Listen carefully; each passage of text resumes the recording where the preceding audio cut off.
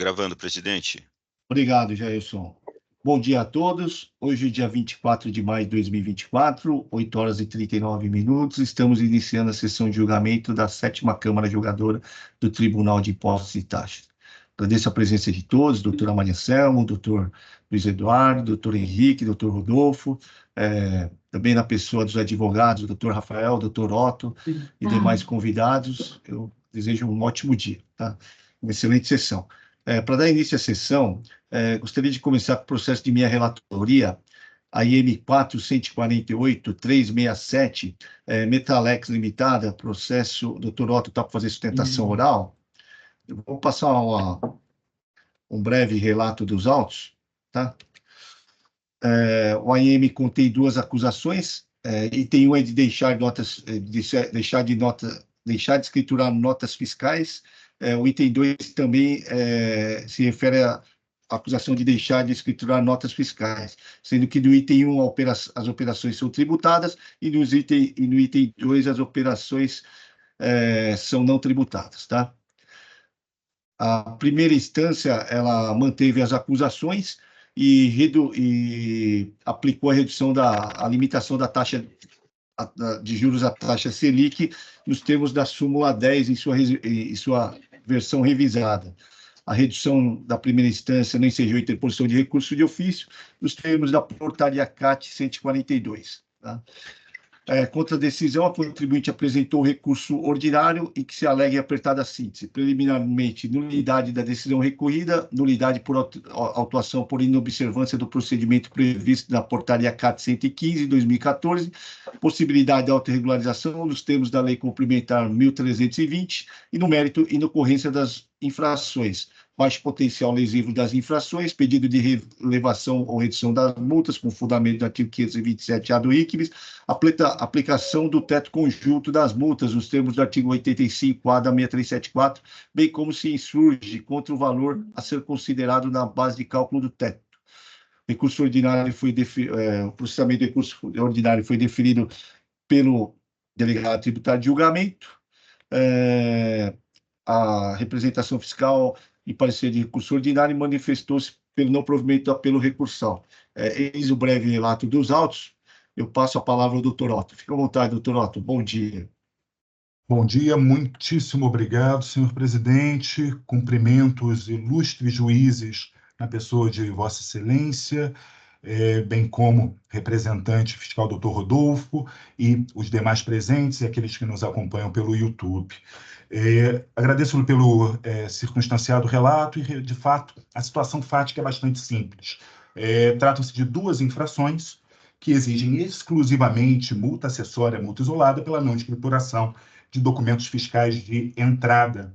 99% da exigência se concentra na infração 2, relativa à não escrituração de notas referentes a operações não tributadas, e uma fração muito pequena referente às operações tributadas no item 1. De fato, o recurso é bastante extenso e contém uma série de argumentos juridicamente válidos e plausíveis sobre os quais poderia me alongar, mas que, ao final, existem posicionamentos já consolidados e são matérias conhecidas dos ilustres conselheiros, de modo que, com relação a isso, falei uma abordagem mais sucinta, pois entendo que, ainda que não prevaleçam tais argumentos, eles dão substância para o pedido de relevação ou redução da multa, que acaba sendo a matéria mais relevante em discussão ao final. Então, com relação ao procedimento da portaria CAT 115, tem-se aí uma discussão sobre se seria um poder-dever ou uma faculdade da administração, e nos autos, em sede de manifestação fiscal, foi juntada a ata do controle da Comissão de Controle de Qualidade, e o ponto suscitado com relação a essa questão, tomo a liberdade de compartilhar a tela, é que a ata ela apresenta uma grande lacuna, ela contém uma aprovação não motivada e não indica o motivo pelo qual... Oi? Isso, ela é positiva. Isso, sem indicar o motivo pelo qual não teria sido afastada a autuação. E o cuidado que teve a recorrente foi de demonstrar requisito a requisito e a presença dos requisitos no caso concreto, ainda com a anexação das CNDs e da inexistência de qualquer elemento que conduzisse à manutenção dessa decisão. Então, com relação a esse ponto, o que se pleiteia, seja pela ausência de motivação da ata do CQQ ou pela presença dos requisitos, é que seja declarada nula a autuação, uma vez que estão presentes os requisitos para a não lavratura do auto de infração, e sem a motivação clara, não se sabe, à luz da isonomia, porque para determinados contribuintes deixa-se de lavrar, e de fato, na prática, já tive oportunidade de identificar tal dispensa, e para outros, sem a motivação adequada, prossegue-se com a lavratura da autuação. Superado esse ponto, temos também a comprovação nos autos, doutores, as folhas 3054, e toma a liberdade de aqui fazer referência à presença da documentação dos autos, do extrato de enquadramento do contribuinte nos conformes, indicando a sua classificação como contribuinte a mais, com 100% de aderência na classificação de aderência do cumprimento de obrigações fiscais. Essa aderência considera tempestividade da entrega das obrigações, tempestividade do pagamento dos tributos, o relacionamento com fornecedores e clientes em suas respectivas categorias, sendo classificado no A+, somente contribuintes classificados, somente contribuintes que possuem aderência superior a 98%.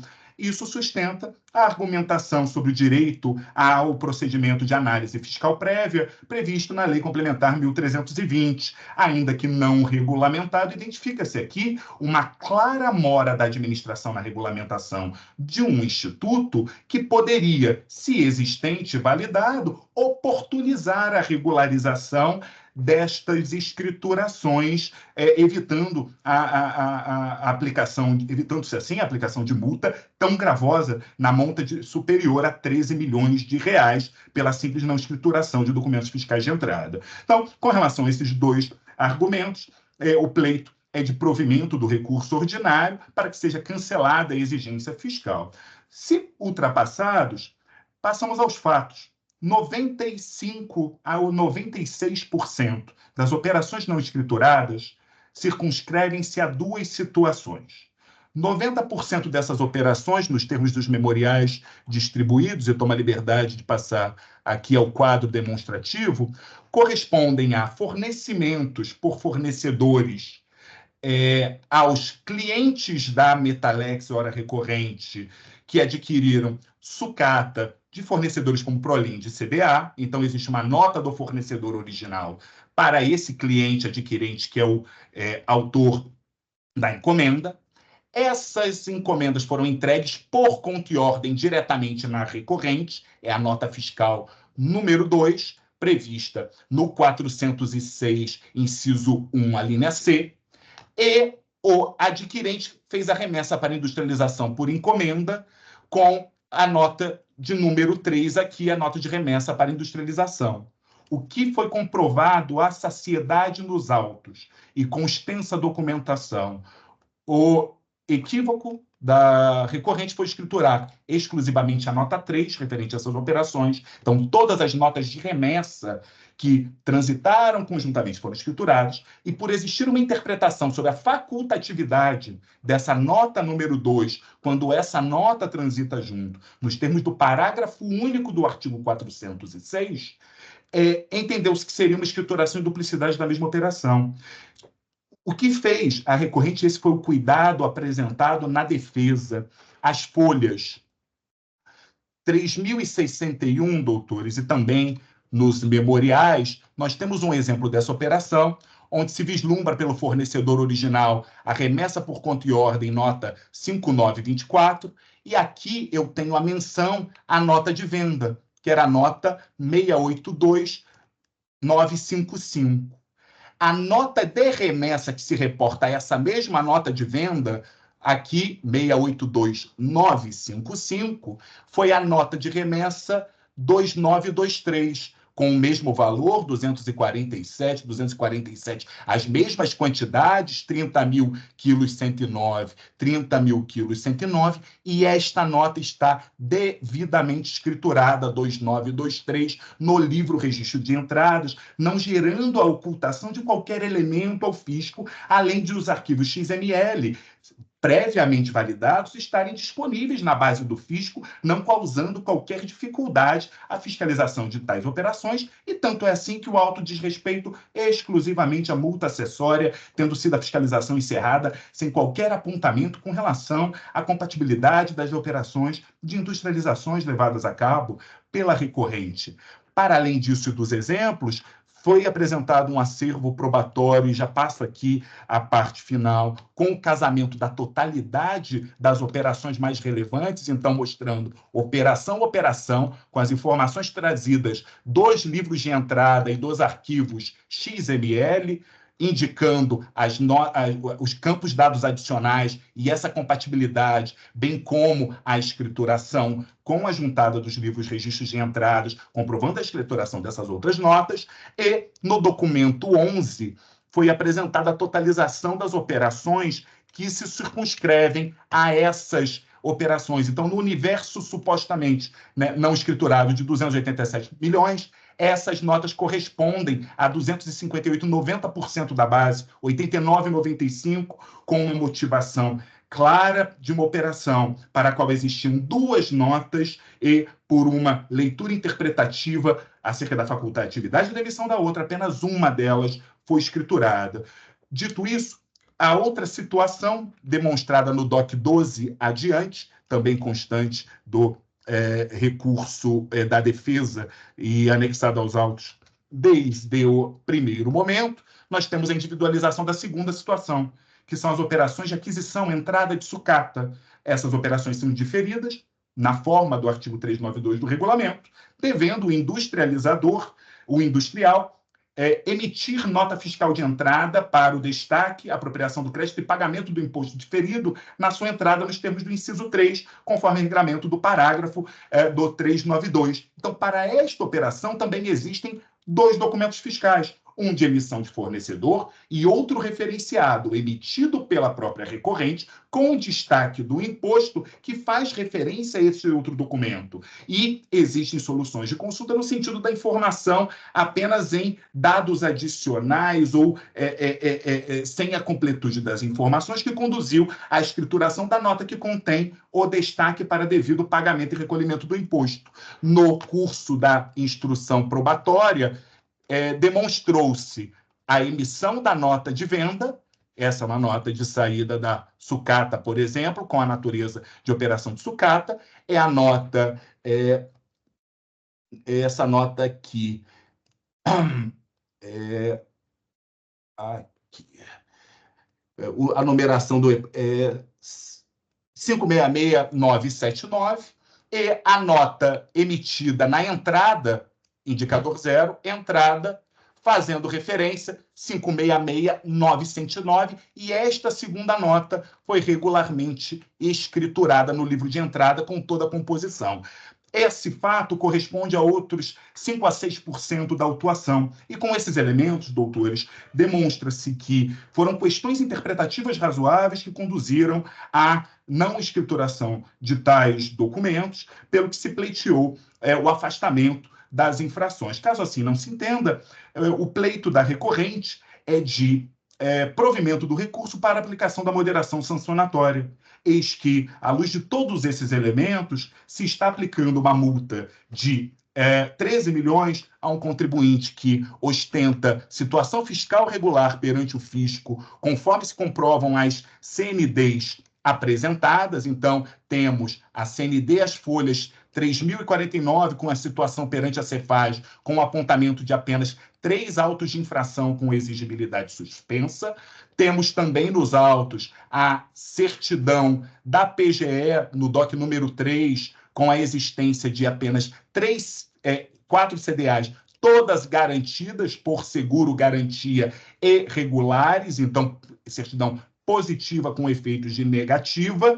E, com relação aos demais autos apontados pela Fazenda, eles não dizem respeito à matéria ou foram cancelados, inclusive o único que tratava de matéria relativa à obrigação acessória teve confirmado seu cancelamento por decisão proferida pelo TIC juntada no recurso ordinário. Ao fim e ao cabo, com relação aos antecedentes fiscais, a própria representação fiscal reconheceu as folhas 4.420, que, mesmo que não se considere os antecedentes fiscais da recorrente, uma vez que outras autuações ainda encontram-se pendentes de julgamento ou tratam de infrações diversas, ele reconhece que não há uma infração específica, uma reincidência específica com relação a tal matéria que desabone os antecedentes. Então, estão presentes nos autos, doutores, os requisitos do caput do 92 ou do 527A, não há falta de pagamento do imposto, não há apontamento de dolo ou fraude ou simulação. Os dois fatos foram considerados pela decisão de piso. Todavia, a decisão de piso apontou genericamente um suposto antecedente com relação a auto de infração lavrado, indicando a existência de 11 autos de infração ao longo de 17 anos. Desses 11, tivemos o cancelamento de 4 deles e os demais ou estão em trâmite administrativo ou garantidos na esfera judicial, e a simples existência de autos de infração não desabona. Some-se a isso a existência da classificação A+, e a regularidade fiscal devidamente comprovado nos autos. Com relação ao porte econômico, esses são os elementos de dosimetria, foram carreados aos autos as DREs da recorrente, bem como o seu contrato social. A sociedade possui um capital social de 33 milhões. Essa multa corresponde a mais de 33% do capital social da recorrente. E o lucro apurado nos exercícios oscilou entre 18 milhões e 24 milhões. Então, no fim do dia, uma multa de 13 milhões corresponderia a 50% a 70% do lucro da empresa, transformando o fisco por um descumprimento de obrigação acessória no maior acionista da empresa, apropriando-se de 70% de sua lucratividade. A referência da representação fiscal ao volume das saídas é imprópria, porque as saídas contemplam remessas e outras operações que não são indicativas de faturamento, e seria mais adequado observar a realidade contábil, e isso demonstra a desproporcionalidade da multa exigida no caso concreto. Então, ao fim e ao cabo, entende a recorrente que todos os elementos históricos de bons antecedentes, regularidade fiscal, características econômicas convergem na necessidade de aplicação da moderação sancionatória, com a redução da multa nesse cenário em, no mínimo, 90%, ou seja, um contribuinte com antecedentes desabonadores teria a condição de pagar essa multa com redução de 70% no cenário original. 70% ainda é um valor de cerca de 4 milhões de reais, representando mais de 20% do lucro do período, doutores. Então, nesse cenário, existem precedentes com situações menos claras, com não escriturações não justificadas em diversas situações, sem os históricos e antecedentes da recorrente comprovados nesses autos, com reduções de 80% a 90% ou até a valores fixos. E tendo em vista realmente o cenário econômico e a indicação de redução da lucratividade ao longo dos anos, se comparado com o cenário atual, isso ainda caracterizaria um cenário mais gravoso para a recorrente. Ao fim, reduzir ou relevar essa multa também atende aos interesses do fisco, porque têm sido elevadíssimas as condenações em sucumbência em situações desse tipo, onde o judiciário tem aplicado reduções altíssimas ou estabelecido valores fixos em razão da natureza das infrações. Então, por todos esses elementos e pedindo vênia pela extensão da sustentação, mas justificada em razão da relevância da situação para este contribuinte específico, requer-se o conhecimento e provimento do recurso ordinário para que sejam canceladas as infrações, ou, se assim não entenderem Vossas Excelências, reduzida a multa com fundamento no 527A do RICMES em percentual não inferior a 90%, pelos motivos expostos. Agradeço pela atenção dos doutos julgadores e fico à disposição para qualquer esclarecimento necessário, doutores. Obrigado, doutor Otto. Sempre claro e objetivo aqui, parabéns pela sustentação oral, né? Indo objetivamente aos fatos, já sabe a posição da Câmara em relação a muitos assuntos, né? e se ateve ao essencial do recurso, que é o pedido da redução e elevação da multa, tá? Vou passar uma breve leitura do voto. O voto já estava disponível, tá? Então, assim, algumas passagens eu vou ler meio rápido e vou atropelar um pouquinho as palavras, tá? Então, vamos lá. Item 7, partindo já do item 7, tá? Trata-se de recurso ordinário interposto contra a decisão de primeira instância que manteve integralmente as acusações de deixar de escriturar notas fiscais e limitou os juros à taxa Selic. Inicialmente, afasta as preliminares. Não acolho o pleito de nulidade da decisão recorrida. A leitura da decisão de primeira instância permite identificar que a matéria extensa está devidamente motivada e examinou todos os pontos trazidos na defesa, razão pela qual afasta a preliminar. Também afasta a preliminar de nulidade da autuação por inobservância do procedimento previsto na portaria CAT 115 de 2014, controle de qualidade é ato administrativo que externa a aprovação ou não da lavratura. Não há exigência da juntada nos autos do aludido controle. Por oportuno, ressalto que a infra lavrada em data posterior à edição da portaria CAT 115. A Igreja de Câmara Superior tem entendimento com constitucionalidade de presunção da realização do controle de qualidade quando ainda é lavrado em período posterior à edição da portaria CAT 115 de 2014. Vejamos, transcrevo decisão da doutora Maria Augusta e continua. Ainda, no caso dos autos, a FR da manifestação fiscal junta a imagem da ata de controle de qualidade realizada em 20 de abril de 2022. Com relação ao procedimento previsto na Lei Complementar Estadual 1320 de 2018, dispõe o parágrafo 1º do artigo 14 da Lei Complementar que, abre aspas, a critério da Secretaria da Fazenda, o contribuinte poderá ser notificado sobre a constatação de início de irregularidade, hipótese em que ficará a salvo das penalidades previstas no artigo 85 da Lei 6374, de 1 de março de 89, desde que sane a irregularidade no prazo indicado na notificação, fecha aspas. Note-se que o texto legal prevê expressamente, abre aspas, a critério da Secretaria da Fazenda, ou seja, cabe à Secretaria da Fazenda definir critérios sobre a atuação do programa nos conformes. O programa não se aplica de forma automática e imediata a toda e qualquer conduta infracional. O parágrafo 2º do artigo 14 da Lei Complementar explica expressamente que os procedimentos descritos na Lei Complementar não se configuram o início da ação fiscal. Não é o caso dos autos, pois já há fiscalização em curso, portanto, afasta-se por completo a autorregularização. Assim, afasta as preliminares e passo ao mérito. No recurso ordinário, especificamente as florestais, argumenta-se que a escrituração das notas fiscais não ocorreu em função da não realização da operação, da não operação, mercadoria não foi entregue e que não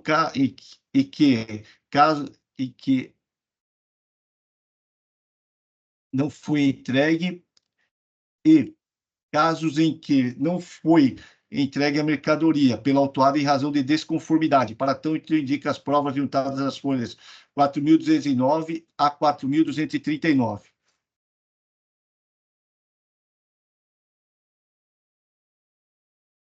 A análise das provas permite identificar que, em relação à não realização da operação, a nota fiscal 4.112, juntadas às florestais, indica no campo tipo de evento a informação operação não é realizada. No campo justificativa, devolução no ato da entrega, material não conforme. A nota fiscal 4.996, juntadas às folhas 4.212 a 4.213, indica no campo tipo de evento a informação de operação não realizada. No campo justificativa, recusa da operação. A NFE 5284, juntadas às folhas 4.214 a 4.215, indica no campo tipo de evento a informação, a operação não é realizada. No campo justificativa, emitida em duplicidade. As provas acima mencionadas permitem concluir pela exclusão das notas fiscais de números 4.112, 4.996 e 5.284, vezes que restou comprovada a não entrada das mercadorias no estabelecimento. Com relação à emissão das notas fiscais de entrada, A NFE de devolução, juntadas às folhas 4.217, não faz prova que a mercadoria não entrou no estabelecimento autuada, pois a NFE de devolução foi emitida em 26/7/2019 e a NFE 6252 foi emitida em 14/6/2019, ou seja, quando transcorrido o prazo de 18 dias, tempo suficiente para ocorrer a entrada da mercadoria no estabelecimento da autuada.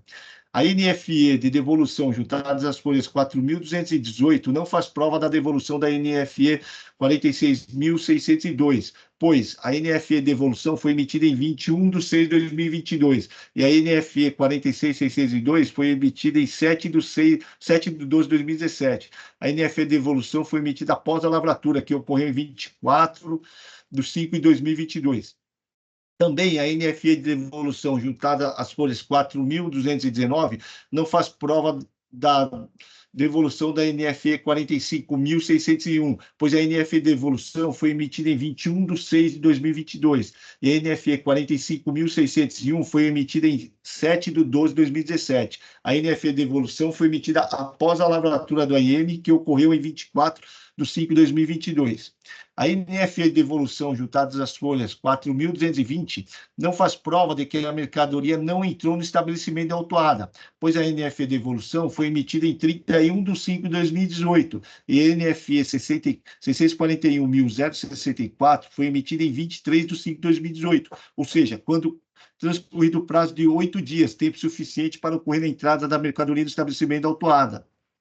A NFE de devolução, juntadas às folhas 4.221, não faz prova de que a mercadoria não entrou no estabelecimento da autuada, pois a NFE de devolução foi emitida em 31/5/2018 e a NFE 641.058 foi emitida em 23/5/2018, ou seja, quando transcorrido o prazo de 8 dias, tempo suficiente para ocorrer a entrada da mercadoria no estabelecimento da autuada.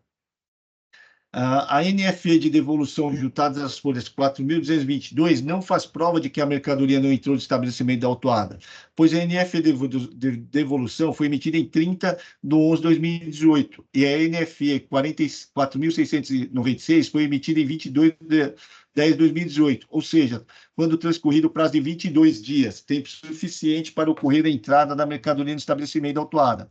A NFE de devolução juntadas às folhas 4.223, não faz prova de que a mercadoria não entrou no estabelecimento da autuada, pois a NFE de devolução foi emitida em 18/1/2019 e a NFE 5.284 foi emitida em 4/12/2018, ou seja, quando transcorrido mais de um mês, tempo suficiente para ocorrer a entrada da mercadoria no estabelecimento da autuada. Vê-se, portanto, que as notas fiscais de devolução não fazem prova de que as mercadorias não adentraram no estabelecimento. Quanto aos formulários juntados às folhas 4.225 a 4.239, entendo que os mesmos, de forma isolada, não fazem prova de que as mercadorias não entraram no estabelecimento, pois são de emissão unilateral da autuada. Com efeito das provas apresentadas, as folhas 4.209 a 4.239, acolho o pleito de exclusão da acusação das notas fiscais de número 4.120, 4.112, 4.996 e 5.284, vez que restou comprovada a não realização das operações. No mais, restam mantidas as acusações, vez que não há prova da regular escrituração das notas fiscais. A alegação de que, abre aspas, inexistiria obrigação de escrituração das notas fiscais emitidas pelos fornecedores de sucata, fecha aspas, não se sustenta. O AFR, na manifestação fiscal, informa que a omissão da escrituração dificulta a análise dos fluxos de remessa e retorno da operação triangular. Ainda, as respostas à consulta tributárias trazidas no apelo recursal não atendem ao pleito da recorrente. A decisão recorrida às folhas 4.289 a 4.293, transcreve o inteiro teor da resposta a consultas tributárias, números 11.678 em 2016, 22.272 em 2020, e destaca nas referidas respostas que consta a informação da necessidade de escrituração de todas as notas fiscais.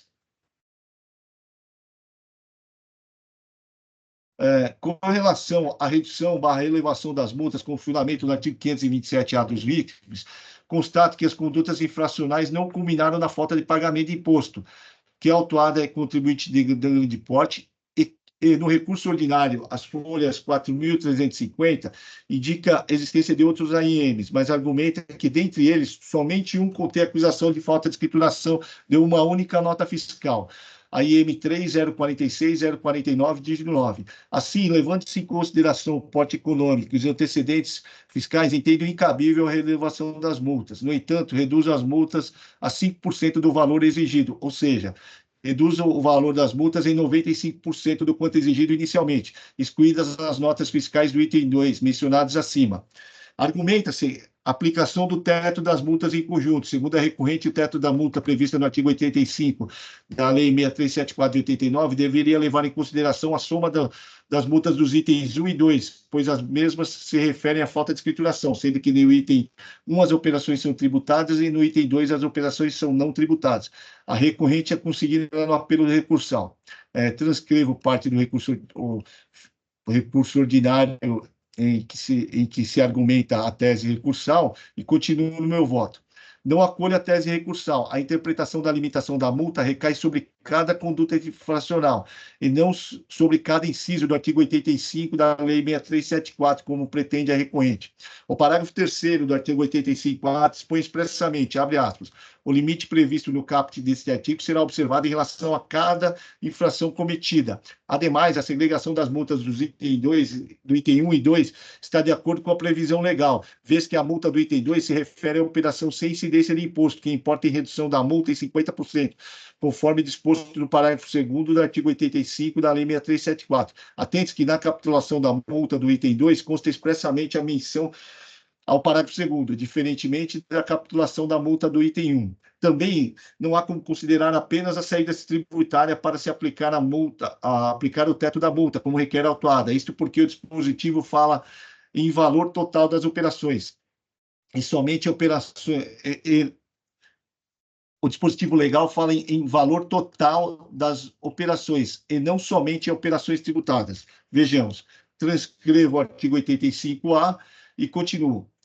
Antes posto, considerando as provas dos autos, com esse do recurso ordinário e no mérito, dou-lhe parcial provimento, para excluir do item 2 as notas fiscais de números 4.112, 4.996 e 5.284, e reduzir as multas com fundamento do artigo 527-A em 95%.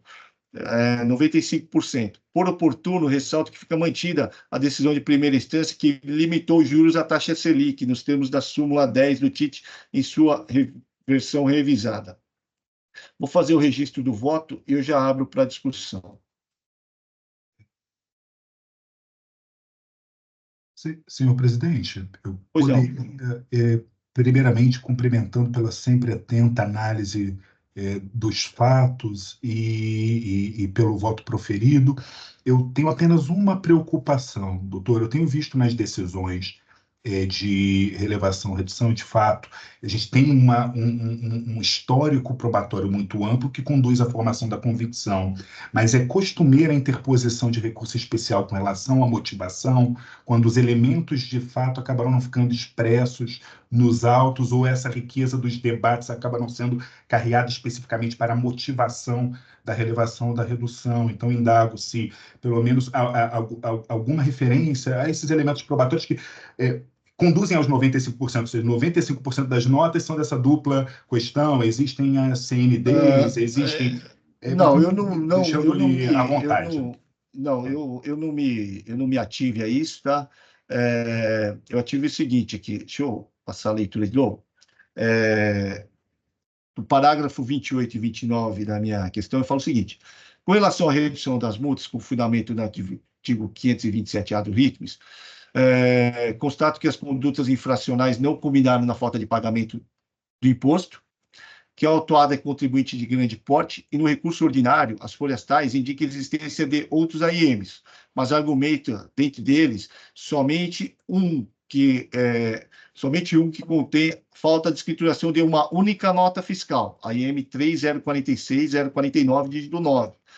Assim, levando-se em consideração o porte econômico e os antecedentes fiscais, entendo incabível a relevação da multa.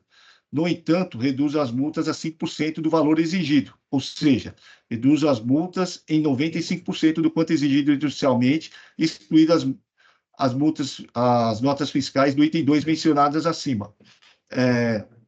O que acontece? O que eu tenho visto é que a anulação das multas é quando não se leva em consideração o porte econômico e os antecedentes fiscais, tá? Aí, nesse caso aqui, eu levo em consideração o porte econômico e os antecedentes fiscais para não dar a relevação, mas no entanto, eu reduzo as multas com fundamento no 527A em 95%, tá? Como eu já havia adiantado o voto aos demais componentes da Câmara, eu pergunto aqui ao doutor Rodolfo também, se o doutor Rodolfo quiser ter alguma manifestação, se os demais juízes também concordam ou discordam da redução, fica à vontade, abre para discussão. Presidente, Pois não.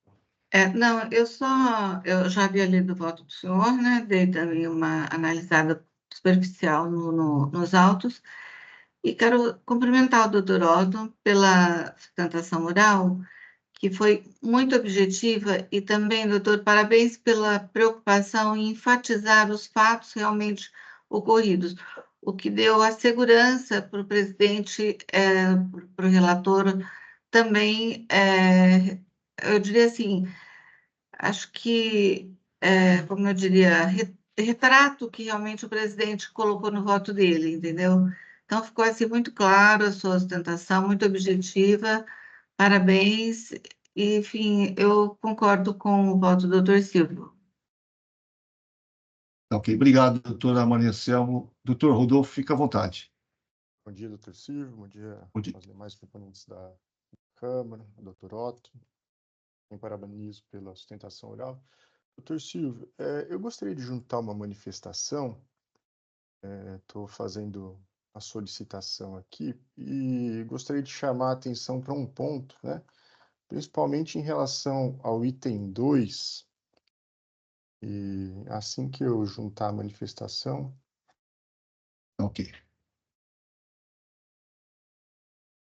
eu faço a ênfase Pode juntar e a passar esses direto à leitura. pontos. Tá, joia.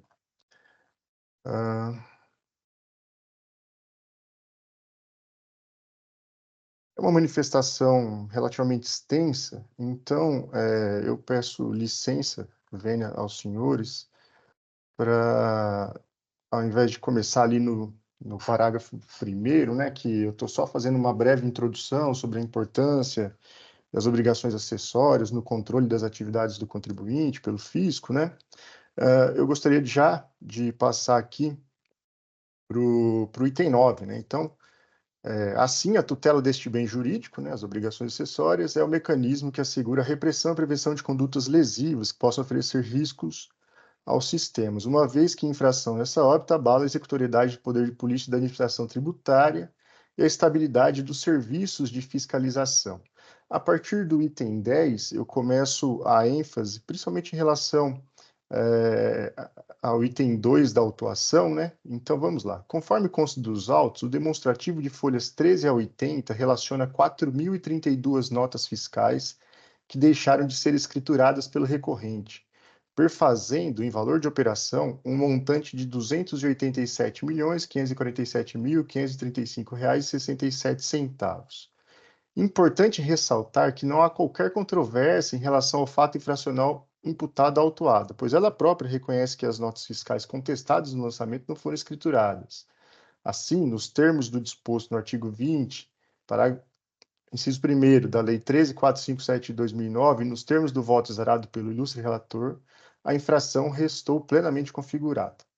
Por sua vez, em sua defesa, a recorrente alega que a grande maioria das notas fiscais não escrituradas, aproximadamente 3.473 notas fiscais, que perfazem 258 milhões de reais, faria referência, de um total, né, de 287, faria referência à operação triangular de remessa para industrialização por encomenda, na qual as mercadorias a serem industrializadas viriam direto do fornecedor para ela, em nome do adquirente, que é o encomendante, e que a causa da não escrituração teria sido um equívoco quanto ao documento fiscal a ser escriturado, pois ela alega que teria escriturado a nota fiscal de remessa simbólica emitida pelo encomendante, ao invés da nota fiscal emitida pelo fornecedor para acompanhar o transporte, a qual a nota fiscal emitida pelo encomendante deveria ser anexada.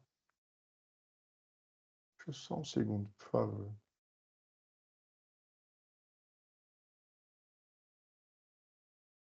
Que eu fiz um ajuste de última hora aqui, eu quero ter certeza que eu colei a manifestação correta. Só um segundinho.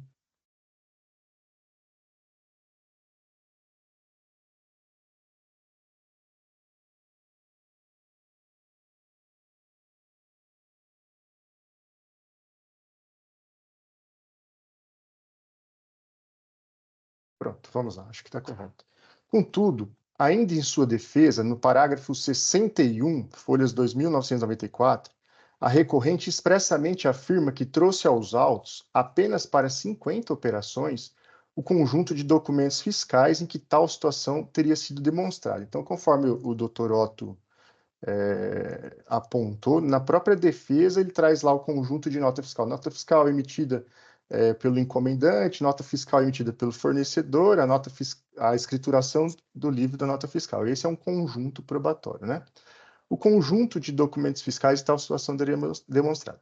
Bom, na sequência, no parágrafo 63 da defesa, afirma ter acostado aos autos uma planilha em que lista 496 operações, englobando aquelas 50, correlacionando as notas fiscais da operação triangular, que também demonstraria a mesma situação, ou seja, que se trataria de operação triangular de remessa para industrialização por encomenda, na qual não for escriturada a nota fiscal que a legislação exige ser escriturada, mas que teria sido escriturada a nota fiscal de remessa simbólica emitida pelo encomendante.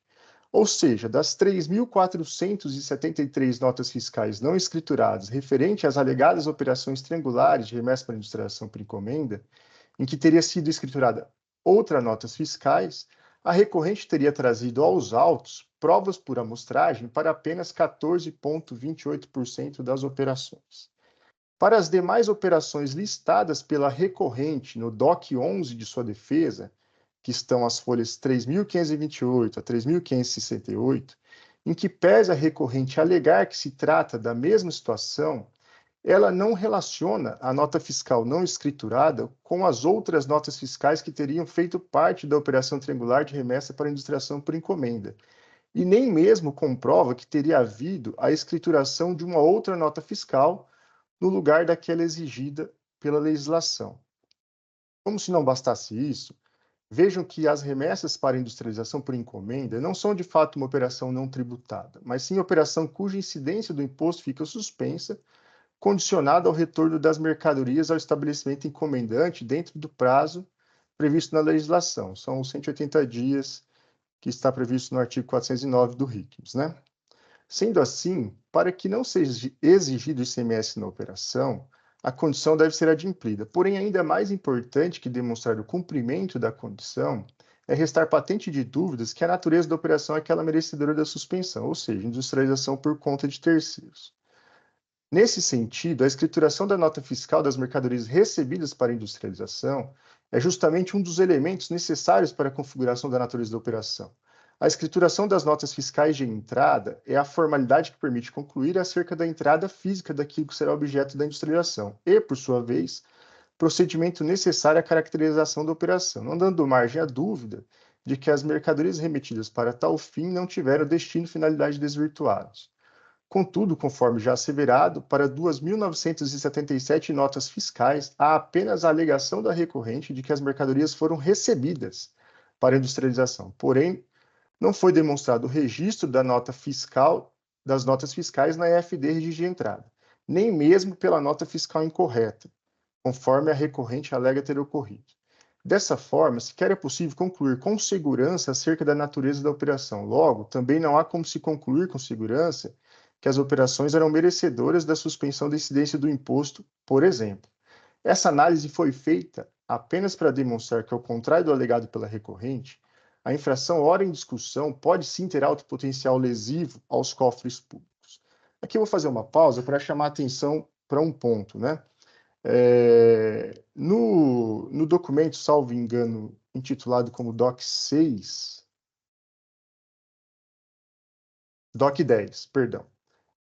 A contribuinte, ela faz uma correlação para 496 notas fiscais, né, que demonstra o alegado por ele, que não foi escriturado a nota fiscal emitida pelo fornecedor para acompanhar o transporte da mercadoria, que é a nota fiscal exigida pela legislação, mas ele aponta que teria sido escriturada a nota fiscal emitida pelo encomendante, né, solicitando o serviço. E ele demonstra que aquela nota fiscal, no campo dados adicionais da nota, faz referência, à nota fiscal escriturada.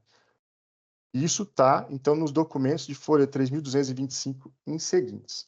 Para 50 dessas 496 operações, ele traz um conjunto de documentos fiscais demonstrando isso.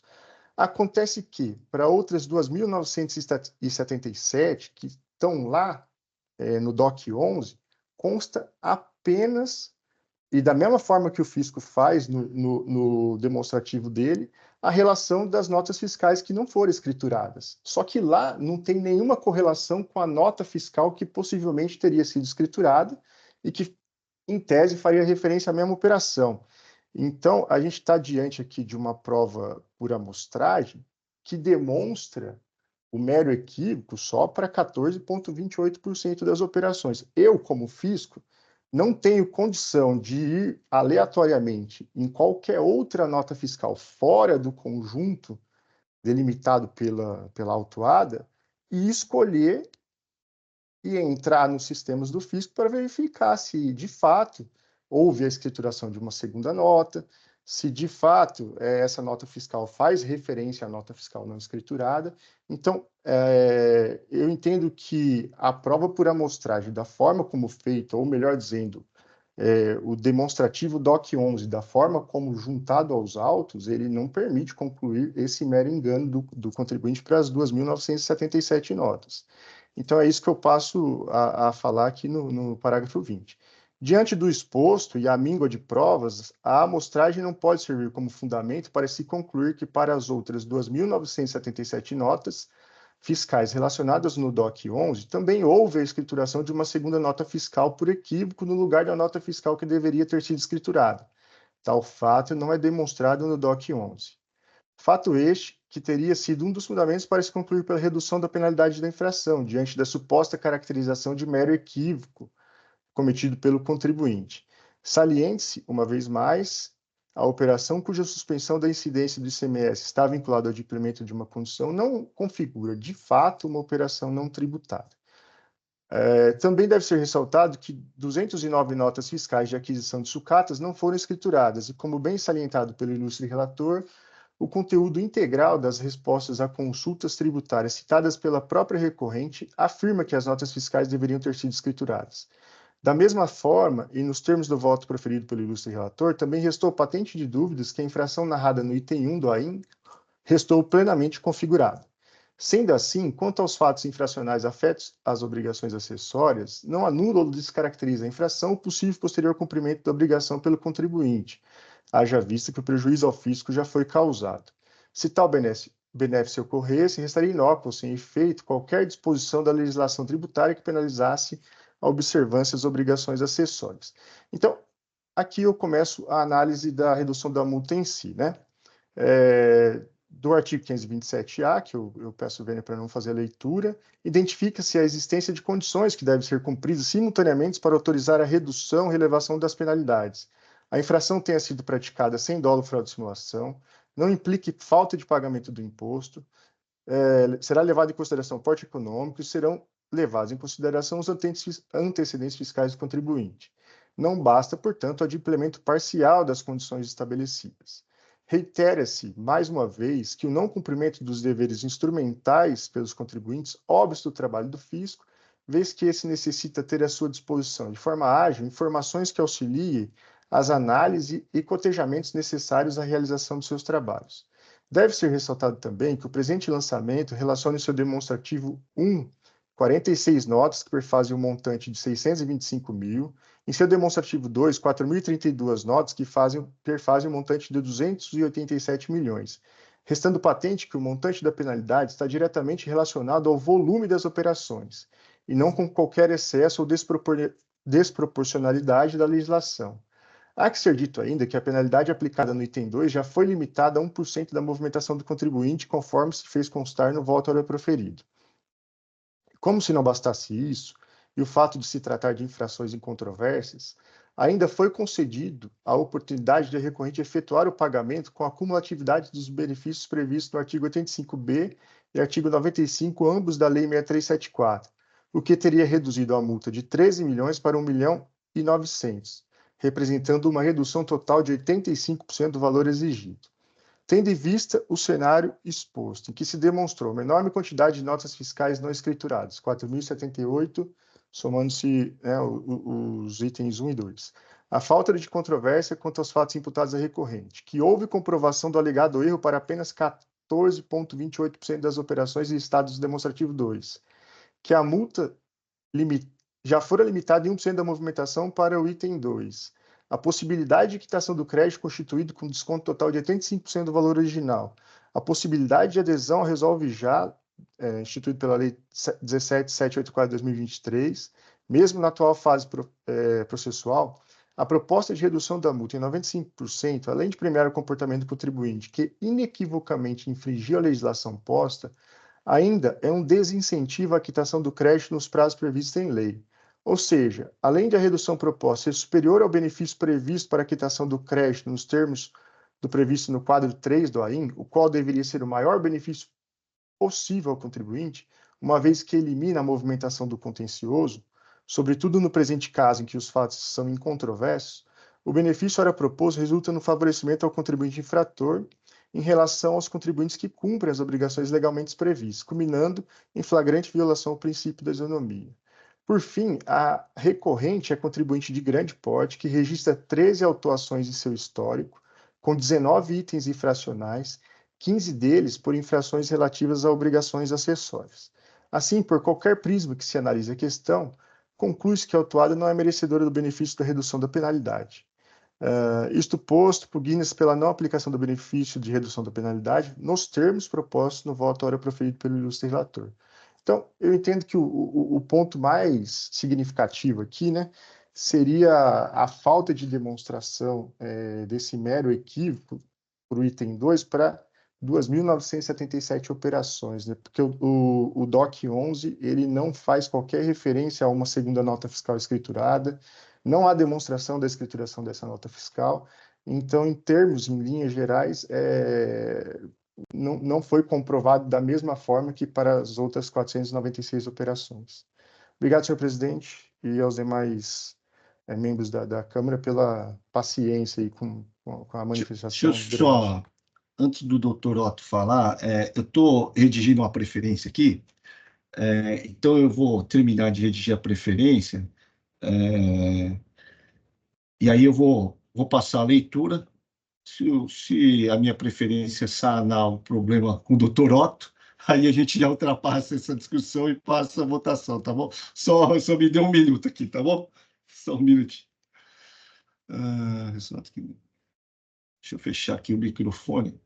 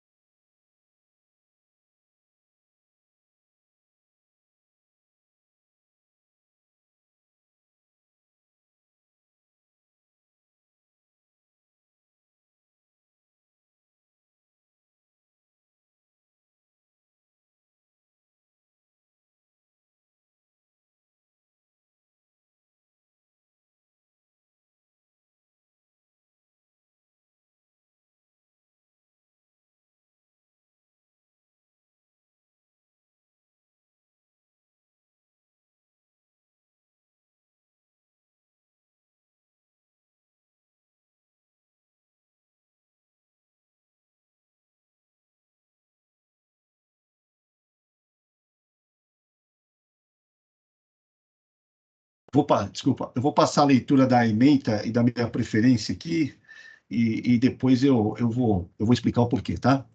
O que diz aqui na minha preferência? E que pese as alegações trazidas pela DRF na manifestação em sessão,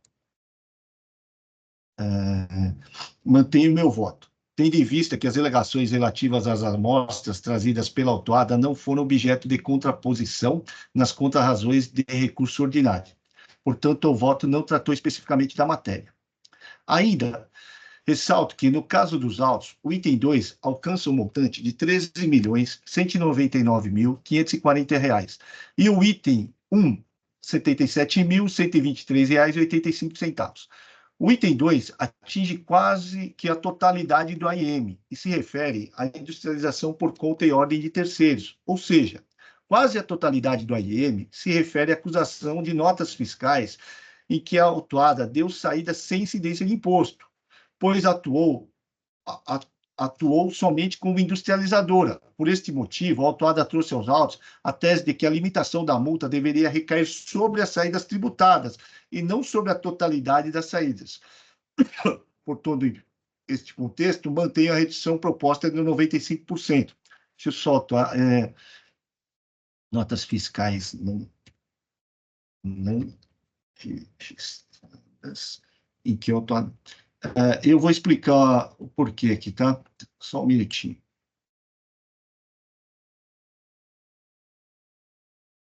O que acontece? Doutor Rodolfo, ele veio e trouxe essa questão, tá? De que somente uma parte de que a autuada veio e trouxe no recurso ordinário por amostragem, fez a comprovação por amostragem, tá? O problema é que, em contra-razões, a DRF nem falou nada sobre isso, tá? Então, assim, e o fisco também, ele faz prova por amostragem, entendeu? E quando do recurso, da defesa, da impugnação, a contribuinte, a gente sempre fala, olha, às vezes a contribuinte vem e traz para nós e fala, olha, o fisco, ele nesse universo, ele trouxe 1% do erro. E a gente sempre fala, olha, a prova por amostragem é válida, desde que você tenha todas as operações trazidas, identificadas na acusação. Então, o que acontece? A gente fala, olha, se dentro desse 1% você não trouxe nada contra, então esse 1% representa o universo. E a gente tem a posição de que a autuada ela deveria trazer prova contrária. Nesse caso aqui, meu voto ele se cala diante dessa situação. Por quê? Porque a DRF, em contra-razões do recurso ordinário, ela não fala nada.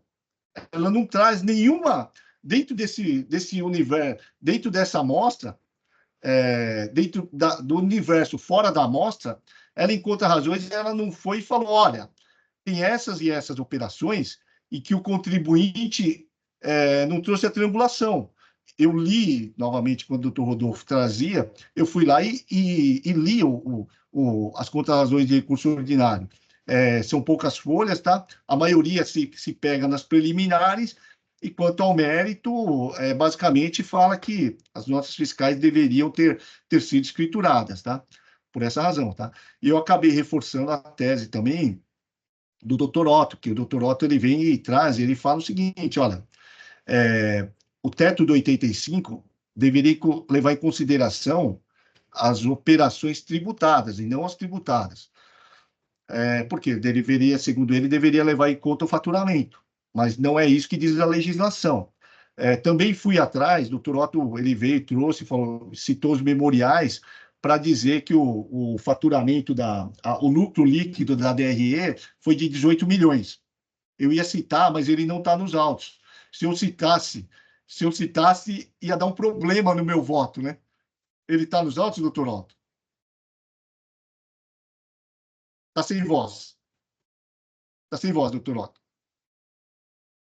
Perdão, doutor Silvio, está nos autos, DOC número 17 da Defesa, DREs as folhas 4.241 a 4.243. Tem a DRE, conforme SCD, SPED contábil dos anos de 17, 18 e 19, que são os lucros líquidos refletidos na defesa e no recurso ordinário. Eu procurei rápido e não consegui, mas aí acabou ficando. Aqui, tá bom, doutor Rodolfo, gostaria de falar? Fica à vontade. Obrigado, doutor Silvio. É sempre muito bom trabalhar numa Câmara que a gente tem a oportunidade de sustentar as nossas ideias, né? Então, agradeço a todos pela paciência também. Doutor Silvio, só fazendo uma meia-culpa, se é que pode ser chamado assim, a DRF ela não faz qualquer referência a essa prova por amostragem, porque o que precisava ser demonstrado é que a nota fiscal, vamos supor, número 100, não foi escriturada pelo contribuinte. E o contribuinte, ele reconhece a não escrituração da nota fiscal número 100, né? Por que que a gente chama a atenção para essa prova por amostragem nesse momento? É porque, de certa forma, conforme a gente já até havia conversado antes, esse mero erro alegado pelo contribuinte é um fator que pode ter sensibilizado o relator para a concessão da redução da penalidade, né? Só que esse mero erro ele é demonstrado só para 14,28% das operações.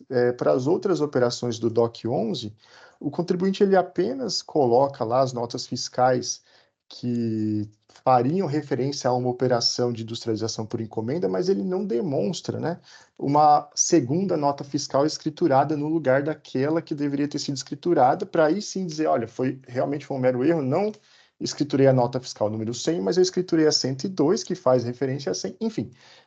Então, por isso que a gente só chamou atenção para isso nesse ponto, porque a infração em si é falta de escrituração. Quanto à falta de escrituração, não tem controvérsia. A infração foi demonstrada, a representação fiscal em contra-razões não precisaria ir além disso, né? Mas agora, nesse momento em que o erro pode ter sido um dos fatores a sensibilizar a redução, aí eu acho que é necessário falar, olha, esse erro é demonstrado para menos de 15% das operações. Tá bom? É só isso. Obrigado. Então, está todo mundo pronto para votar? Senhor presidente, com Fique à licença. vontade. Primeiramente, eu gostaria de agradecer ao Dr. Otto pelas considerações que ele trouxe aqui na sustentação e também agradecer ao Dr. Rodolfo pela sua manifestação. Eu considero que esse caso, na análise desse caso, levo em conta, primeiro, o que o agente fiscal de rendas concluiu na sua fiscalização e considero, diante das provas carreadas aos autos e diante dos argumentos do contribuinte, que há o espaço para a aplicação do 527-A. E me parece que a forma de pensar do senhor presidente nesse caso, ela diante desse caso específico, vou até reforçar esse ponto, né? Eu talvez não pensaria assim de maneira genérica, mas diante desse caso específico, da natureza das operações, do prejuízo ou ausência de prejuízo ao erário, então, diante desse caso específico, me parece uma postura bastante razoável e proporcional essa proposta de redução. E aí, pedindo vênia aqui ao Dr. Rodolfo para me filiar aqui à posição do Dr. Silvio para acompanhar o voto dele. É só, senhor presidente. Obrigado. Podemos votar? Então, vou encerrar os debates. Passar o julgamento. Verificando o quórum.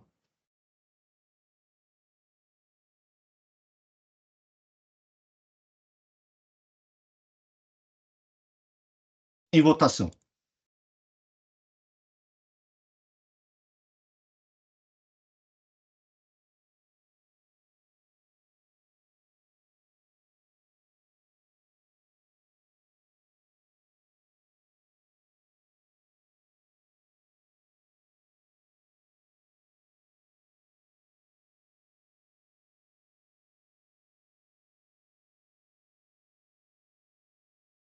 Doutor Otto, decisão unânime, tá?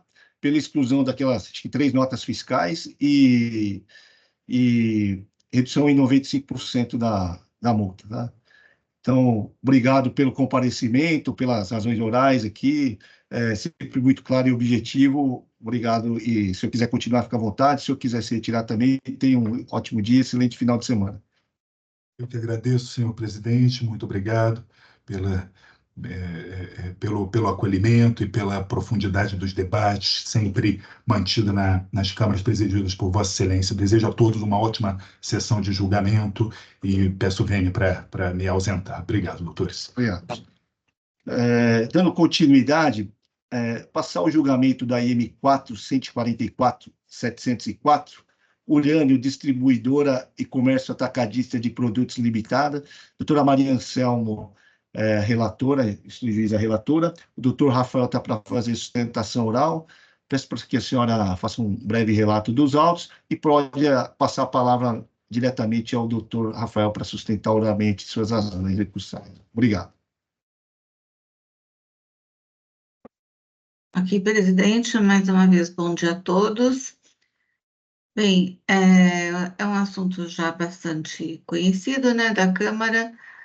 Trata-se de infração relativa a documentos fiscal, na entrega de remessa, transporte, recebimento, estocagem, ou deboche de mercadoria, ou ainda quando couber na prestação de serviço. O item 1, recebimento nos meses de agosto de 2017 a outubro de 2017, mercadorias desacompanhadas da documentação fiscal. Estas operações foram consideradas desacompanhadas em razão de que foram acobertadas notas fiscais modelo 55 inábeis, conforme demonstra o demonstrativo 1. A inscrição estadual da emitente das notas fiscais LW Embalagens e Distribuidora de Alimentos, Bebidas e Comércio de Peças Automotivas em Fora deve ser em celular, né, limitada EPP, foram declaradas inábeis. O item 2 trata-se de infração relativa à falta de pagamento do imposto. Deixar de pagar ICMS relativamente aos períodos de agosto de 2017 a outubro de 2017, por meio de recolhimentos especiais, conforme demonstrativo 2, pois mesmo não foi pago pelo sujeito passivo por substituição. Constatou-se a simulação de existência de estabelecimento para o qual foi obtida a inscrição estadual do emitente das notas fiscais LW Embalagens e Distribuidora. O item 3 é por infrações relativas a documentos fiscais e impressos fiscais. A contribuinte emitiu nos meses de agosto de 2017 a setembro de 2017, de acordo com o demonstrativo 3, notas fiscais modelo 55, e de acordo com a Secretaria da Fazenda, foi apurado o Planejamento do Estado de São Paulo, constatou-se a simulação e existência do estabelecimento para o qual foi emitida a inscrição estadual do destinatário, notas fiscais emitidas pela LW Embalagens e Distribuidora. Item 4, infrações relativas ao crédito do imposto, trata-se de creditamento indevido do ICMS relativamente ao mês de agosto de 2017, de acordo com o demonstrativo 4, decorrente da escrituração de notas fiscais modelo 55, que também a Secretaria da Fazenda constatou a simulação e existência do estabelecimento para a qual foi obtida a inscrição estadual pela emitente LW Embalagens e Distribuidora.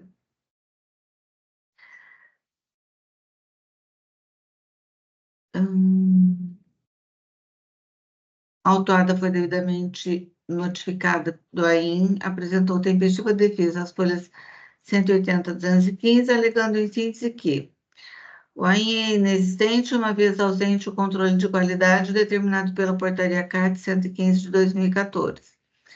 Alega não haver os elementos probatórios da responsabilidade tributária por solidariedade e nem a possibilidade de presunção.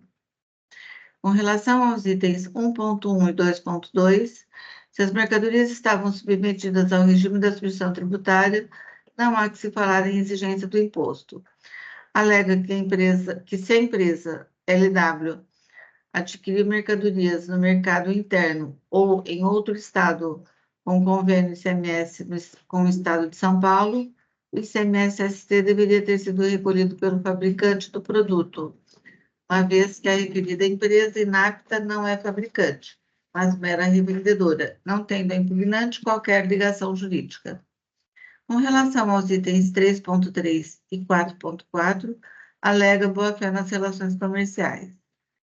Alega que as operações dos itens 1 são também o motivo do item 2.2, onde os dois itens decorrem do mesmo fato, tendo cumulação de cobrança do ICMS por responsabilidade solidária. Alega que cumpriu todas as obrigações que a lei conferia, exigiu a emissão de nota fiscal com todos os requisitos legais, pesquisou a situação de regularidade da empresa junto ao Cadastro Nacional de Pessoas Jurídicas, realizou as operações mediante notas fiscais eletrônicas que demonstram a situação de irregularidade tanto do emissor quanto ao destinatário, utilizou transportadora fornecida pela empresa remetente das mercadorias mediante a emissão do documento de transporte e, finalmente, efetivou ao vendedor o respectivo pagamento, apresentando todos os comprovantes de pagamento. Requer a aplicação da redução da multa nos termos do artigo 527-A do RICMES, aplicação da revisão da súmula 10 com aplicação de juros de mora limitando-se à taxa Selic. Houve manifestação fiscal às folhas 324 a 336 e o julgador de primeira instância proferiu a seguinte decisão.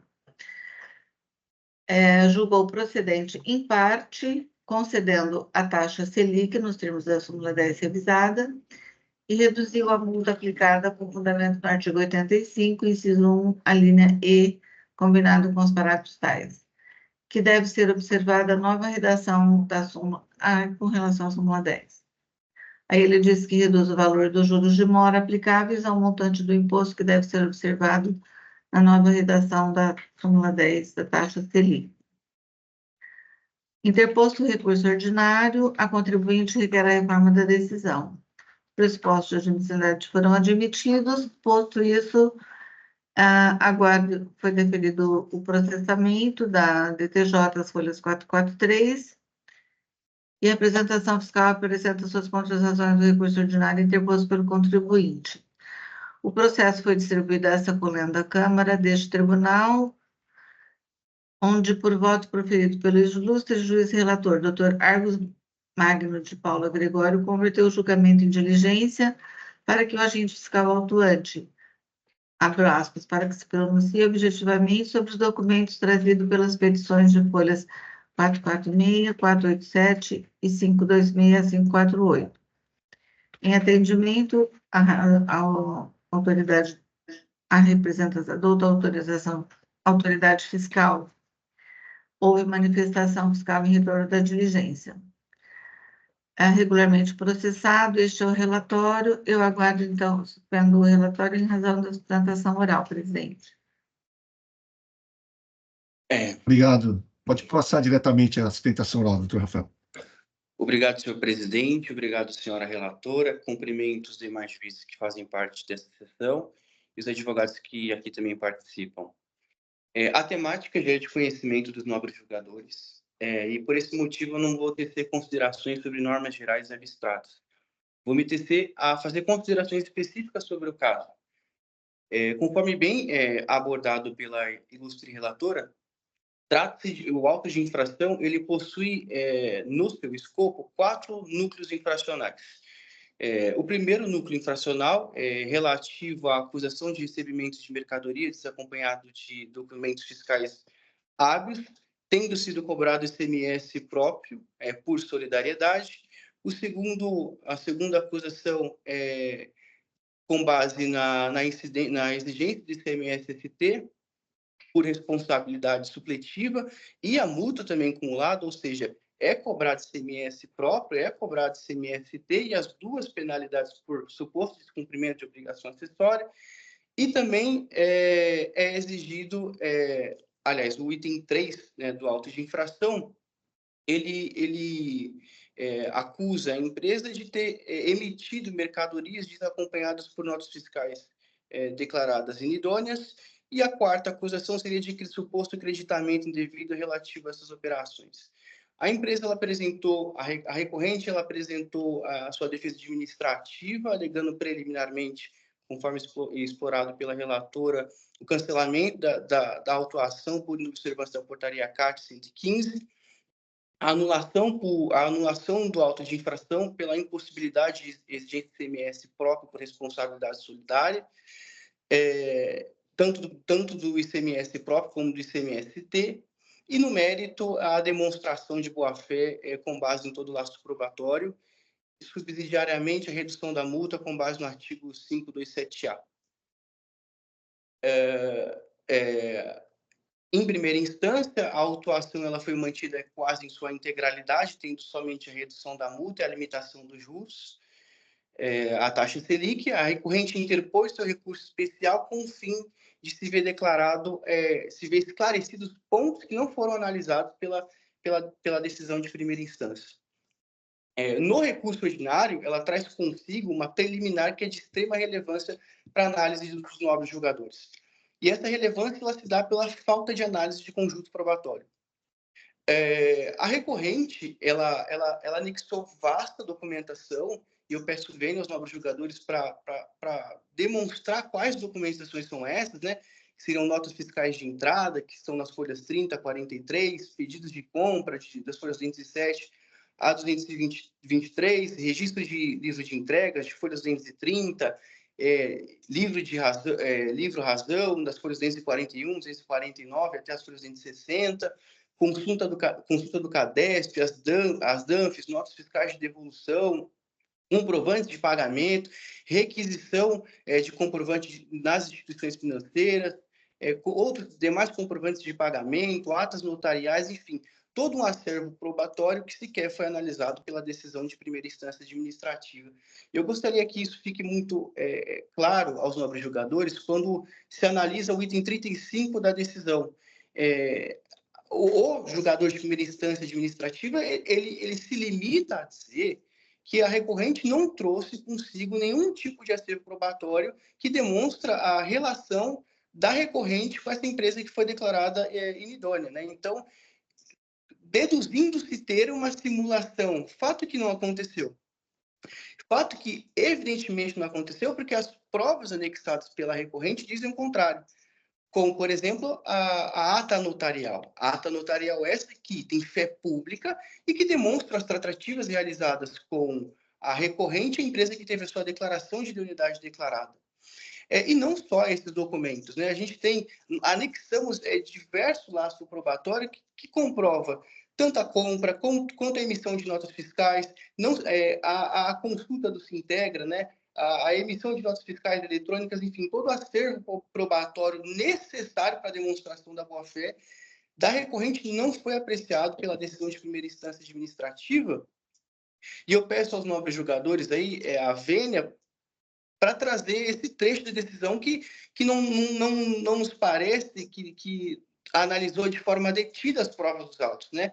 No ponto 35 da decisão, eu peço vênia para reproduzir, ele fala o seguinte: além disso, o contribuinte não demonstrou como deram as tratativas negociadas entre ele e seu fornecedor. Aliás, uma resposta informa que, após a realização das transações, não contém registro das pessoas que o atenderam, mas esse fato não aconteceu. Trata-se de uma omissão. Trata-se de uma não análise do conjunto probatório que eu acabei de trazer aos nobres julgadores, né?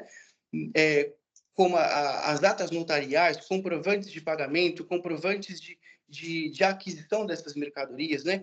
Então, na medida em que não há análise do laço probatório, essa decisão se demonstra deficiente e essa deficiência acarreta a nulidade da decisão proferida pela primeira instância administrativa, por violação ao contraditório e ampla defesa da recorrente. Um outro ponto, nobres jogadores, que eu gostaria de trazer em pauta é com relação à preliminar de necessidade de construção das penalidades. Veja-se que é exigido no primeiro item infracional ICMS próprio mais a penalidade. Existe no segundo tópico, no segundo item infracional, ICMS por substituição tributária mais a penalidade, ou seja, existe ICMS duas vezes com relação ao mesmo fato jurídico tributado, supostamente tributado, né? Então, veja-se, existe tanto ICMS próprio, ICMS por substituição tributária e as penalidades, né? Ou seja, como se não bastasse a demonstração de qualquer tipo de participação da recorrente no momento da lavratura do auto de infração, a decisão proferida de primeira instância, ela convalida a exigência de ICMS próprio, ICMS por substituição tributária, com base no mesmo fato jurídico tributário. Então, tem-se aí uma flagrante nulidade e uma necessária necessidade de construção da segunda penalidade, né? Porque ou a recorrente vai ter contra si cobrado ICMS próprio ou ICMS por substituição tributária, né? O que já mostra aí, de forma um pouco ampla, a mácula e a imprecisão do auto de infração, né? No que tange ao mérito já propriamente dito, a recorrente ela traz consigo novamente o vasto acervo probatório que demonstra a comprovação de sua boa-fé. Essa comprovação ela possui total congruência e conformidade com a jurisprudência desse tribunal administrativo, no que tange a demonstração de todos os cuidados, né? A emissão de Sintegra, a gente traz a emissão de Sintegra, a gente traz também as notas fiscais, traz livros de razão, enfim, todo o laço probatório necessário para a demonstração de boa-fé, ele foi devidamente anexado, não analisado pela decisão de primeira instância administrativa. E aqui se pede uma análise detida dos nobres julgadores dessa documentação, porque esse é o único momento que a recorrente vai poder discutir questões probatórias, né? Questões de prova, sendo que numa instância superior não seria mais possível a análise de tais documentação. Então, na medida em que todo esse laço probatório ele não foi devidamente analisado, tem-se uma outra nulidade, né? Tem-se uma flagrante nulidade da decisão e também que conota e demonstra a nulidade do auto de infração. A recorrente ainda traz consigo a necessidade de aplicação do artigo 527A no que tange a redução e relevação da penalidade, tendo em vista o preenchimento dos dois requisitos, né? Como já de conhecimento dos nobres julgadores, inclusive explanado no caso anterior, no julgamento anterior, a recorrente ela cumpre exatamente todos os critérios, né? Os dois critérios, que seria a ausência de dolo, fraude e simulação. Isso não consta no auto de infração, não há nenhum tipo de indicação de que a recorrente ela utilizou de fraude, dolo, fraude ou simulação. E no que tange ao pagamento do tributo, na medida que o ICMS não poderia ser exigido por substituição tributária, no caso de responsabilidade subsidiária, e no caso de ICMS por substituição tributária, logo se cumpre o segundo requisito para a aplicação da redução e relevação da penalidade. Então, o recurso da recorrente ela tem por seu escopo, primeiro, né, a anulação da decisão proferida de primeira instância administrativa, determinando-se um novo julgamento com análise de todo o conjunto probatório. Caso não esteja essa a compreensão dos nobres julgadores, a reforma dessa decisão tendo em vista o lastro probatório que foi anexado no processo e, de forma subsidiária, a necessária redução e relevação da penalidade, tendo em vista o preenchimento dos requisitos do artigo 527A. Agradeço a oportunidade pela sustentação oral. Bom dia. Obrigado, doutor Rafael, pela objetividade e brevidade da sustentação oral. Passo a palavra à doutora Maria Anselmo. Fique à vontade, doutora. Obrigada, doutor Rafael. Bem, então, já uma vez, né, conhecido o recurso ordinário, eu passo ao seu julgamento. Preliminar, deixa eu só fazer uma coisa, só um minutinho aqui.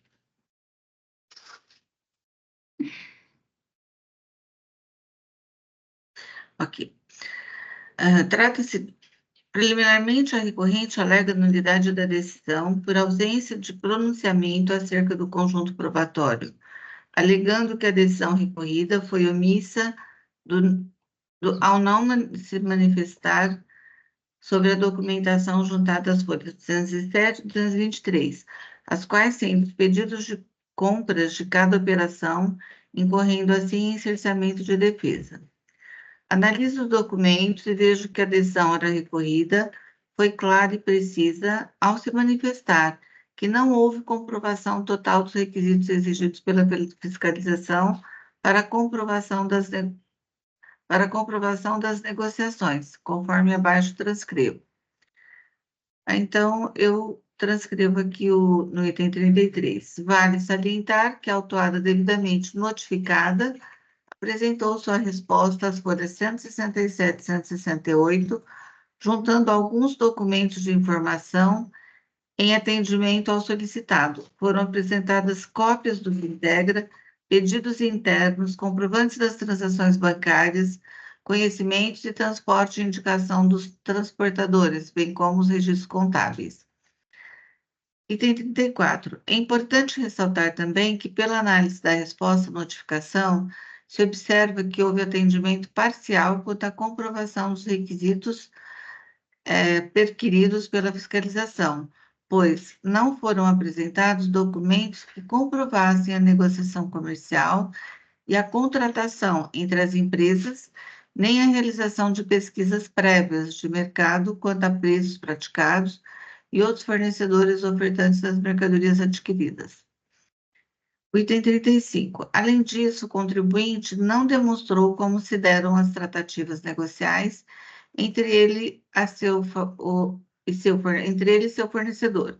Aliás, em resposta, informa que, após as realizações das transações, não mantém o registro das pessoas que os atenderam, bem como as cópias de eventuais e-mails e ou dados de arquivamentos como obrigatório, ou seja, não comprovou de maneira clara os detalhes da negociação das compras. Grifei. Aí, voltando ao meu voto. Analisando os referidos documentos de folha 207 e 223 pela recorrente, titulados de pedidos de compras, verifiquei que, na verdade, trata-se de pedidos internos, isto é, documentos unilaterais emitidos pela própria contribuinte, que foram devidamente analisados e citados pelo ilustre julgador Acó, e que, assim como por ele decidido, não foi capaz de comprovar a negociação e as tratativas negociais entre a recorrente e seu fornecedor. Após a análise acima, entendo que sem razão a recorrente e afasto assim a preliminar alegada. A recorrente, ainda em suas razões recursais, reitera a alegação de necessidade de cancelamento do item 1.1 pelo princípio da consunção, sob a afirmação de que o item 1.1 é relativo ao descumprimento de dever instrumental, sendo aplicada multa correspondente à acusação fiscal, onde as mesmas operações, objeto do item 1.1, são também o motivo do item 2.2. Este relativo à falta de pagamento do ICMS-T, havendo, com isso, nova exigência da obrigação tributária principal, ainda que sob outra modalidade de apuração tributária, onde o item 1.1 seria mero meio para que houvesse a infração do item 2.2. A aplicação do princípio da consunção deve ser reconhecida. Assim como decidido pelo julgador Acó, os itens 1.1 e 2.2 trata-se de infrações distintas, uma relativa à obrigação principal e a outra decorrente de descumprimento de obrigação acessória.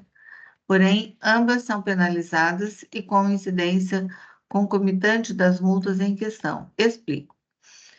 Na infração do item 1.1, referente ao recebimento de mercadoria desacompanhada de documento fiscal, o imposto cobrado refere-se ao imposto relativo à operação própria realizada por sua fornecedora e que não foi pago e está sendo cobrada por solidariedade, nos termos do artigo 11, inciso 11 do ICMS 2000, que assim dispõe. Então, eu leio somente o item 11.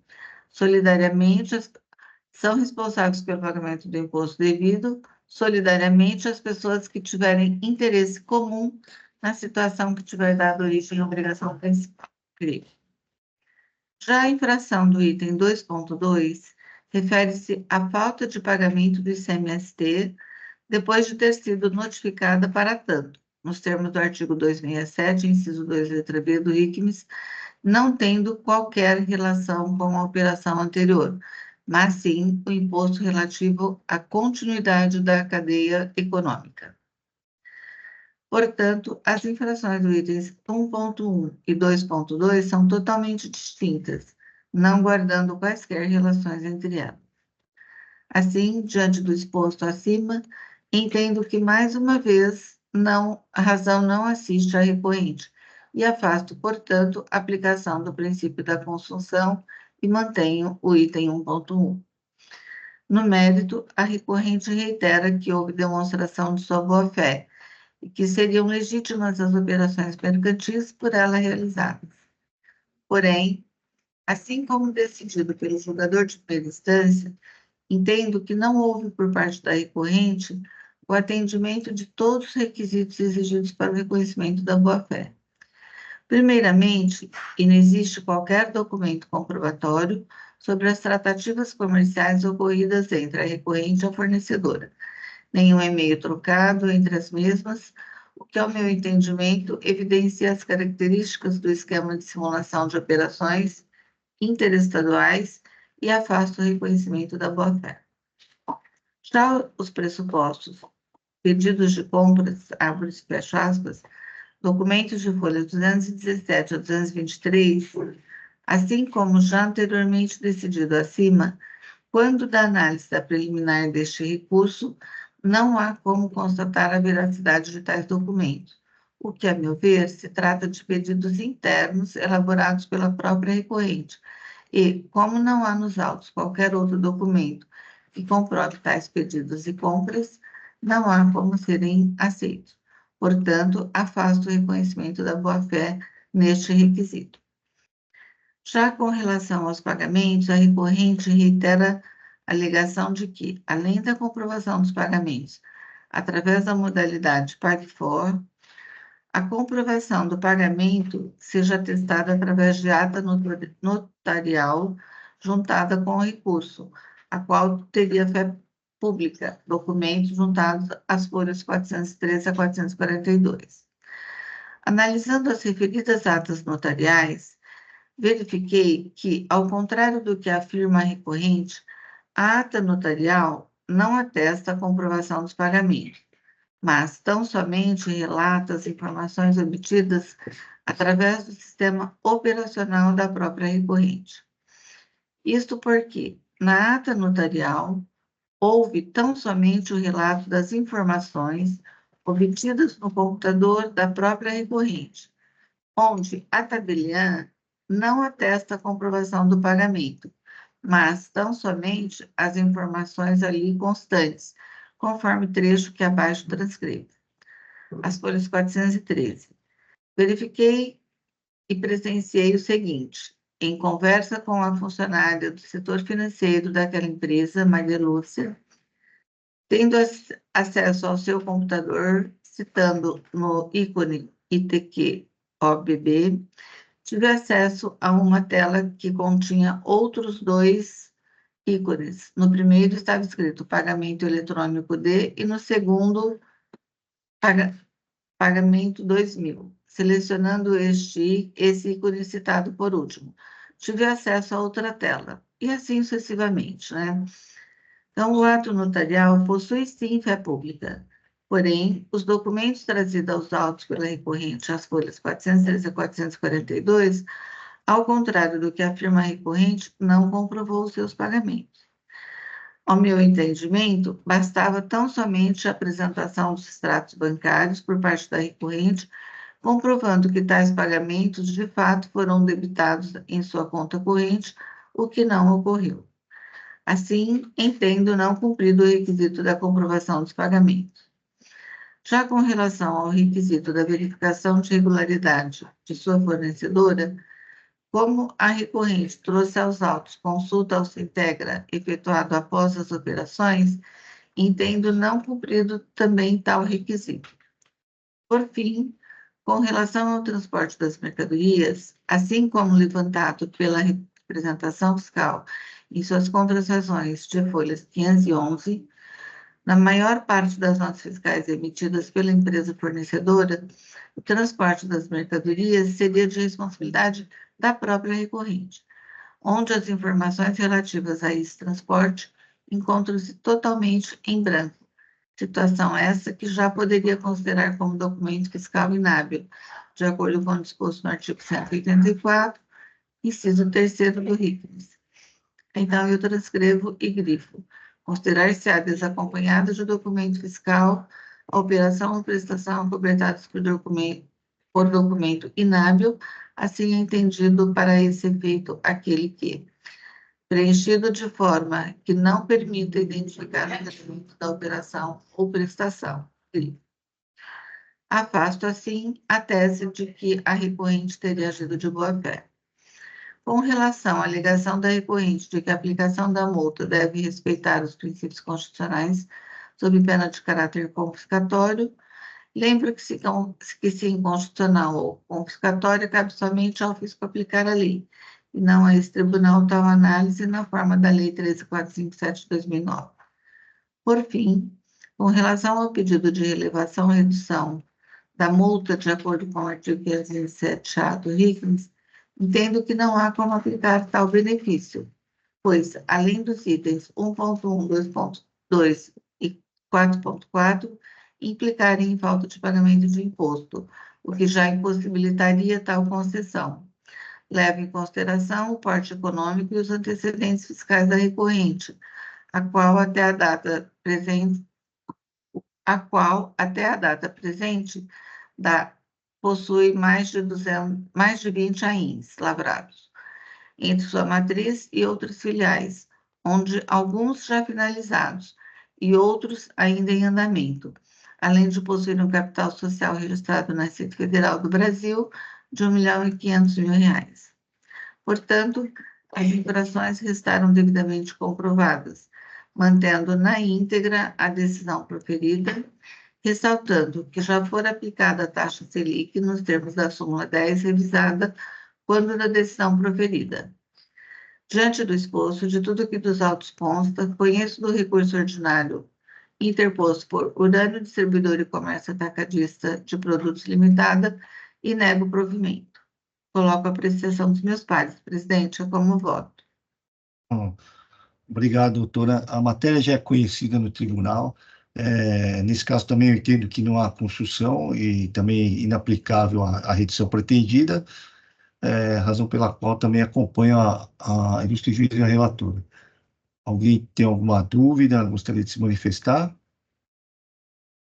Bom, apenas para parabenizar o voto da doutora Maria Anselma e dizer que, de fato, também considero que não é um caso de construção e faço minhas as palavras da doutora Maria Anselma na análise das provas carreadas aos autos. Obrigada.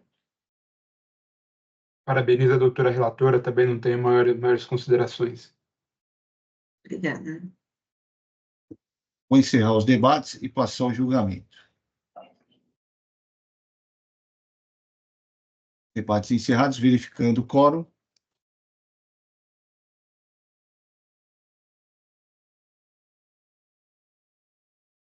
Em votação.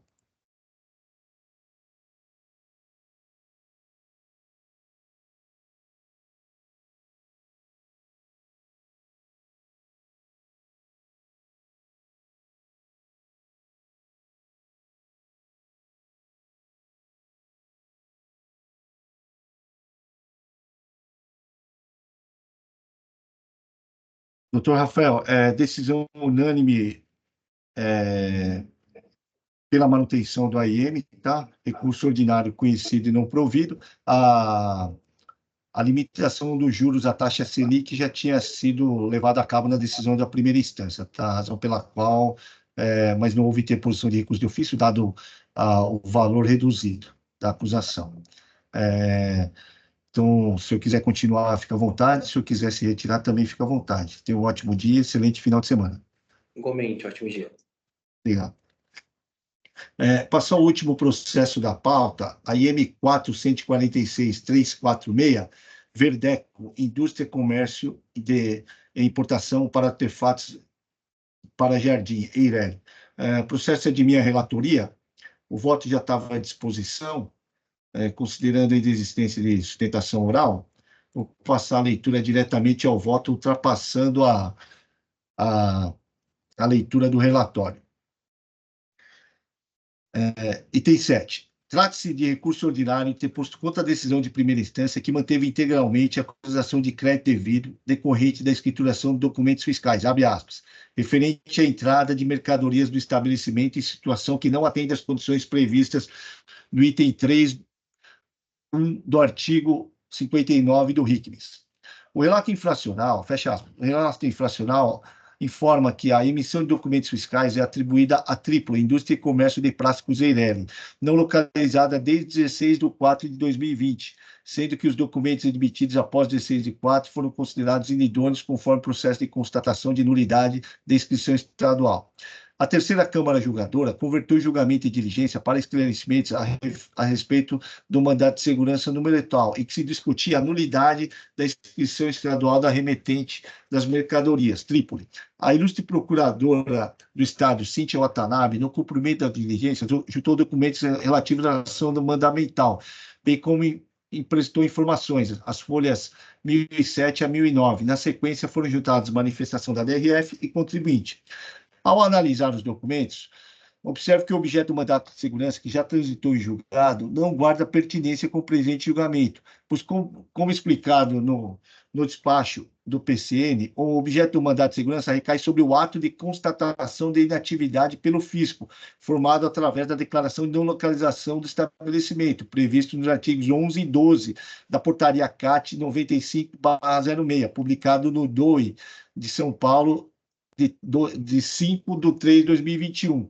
e que transmita sob expediente número tal, de competência do chefe do posto fiscal de Jundiaí, fecha aspas. No mesmo sentido, são as conclusões da ilustre Procuradora do Estado, de que o mandato de segurança não se relaciona com o ato administrativo proferido nos autos do PCN, que determinou a alteração da situação cadastral de baixada para nula. Assim, superada a diligência, passa a análise do recurso ordinário, pois a decisão proferida no mandamos não tem reflexo no presente julgamento. O apelo recursal pugna pelo cancelamento da acusação, com fundamento na tese da boa-fé. A matéria é conhecida e se resolve pela análise das provas, pois as decisões proferidas no âmbito desse tribunal se alinham à decisão do STJ, que reconhece o direito ao crédito ao adquirente de boa-fé. A acusação tem origem na escrituração de 16 notas fiscais eletrônicas relacionadas ao demonstrativo de folha 10. As operações ocorreram entre 16 de 7 de 2020 a 17 de 11 de 2020. O valor de CMS destacados documentos fiscais alcança um montante de R$ 415.150,50. As informações trazidas pelo fisco demonstram claramente que a remetente das mercadorias simulou a existência de estabelecimento. Diligências no local constataram a inexistência de estoque compatível com as operações declaradas, bem como a inexistência de máquinas no local. Ainda, o PCN informa que a análise do banco de dados da Cefaz demonstra incompatibilidade do volume transacionado, o que prova a simulação das operações. Ou seja, as mercadorias não têm origem em operações de aquisições regulares, vez que as mesmas não saíram do local que consta nas notas fiscais. Portanto, dada a irregularidade da operação, a autuada não poderia aproveitar o crédito destacado nas notas fiscais. Com relação à boa-fé, entendo que as provas apresentadas não são suficientes para afastar a acusação. Foram apresentadas provas de consultas à Receita Federal, Prefeitura, CADESP, consulta na dívida ativa do Estado de São Paulo, PGE. Com relação às tratativas comerciais, foram apresentadas trocas de e-mails relacionadas aos pedidos. Com relação ao transporte, não foram apresentados conhecimentos de transporte, e a autuada informou que o transporte foi contratado pela remetente. No entanto, observe que as notas fiscais eletrônicas, juntadas às folhas 13 a 28, indicam que o frete é por conta do destinatário. Nas notas fiscais juntadas às folhas 13, 26, 27 e 28, e que o frete é por conta do emitente das notas fiscais nas demais. Ainda, as notas fiscais indicam que o transporte foi realizado pelo veículo placa DAH3D40. O FR da manifestação fiscal informa que o veículo não era de propriedade da remetente ou da autuada. Vejamos. Destacamos que o veículo supostamente informado como sendo utilizado no transporte das mercadorias nunca pertenceu à suposta emitente das notas fiscais. No período da realização das operações, encontrava-se registrado no nome de Lucaplas Comércio de Resíduos de Sucata, Eireli. Com relação aos pagamentos, o autuado apresentou comprovantes de transferências TEDs, do Banco Bradesco. No entanto, só um minuto.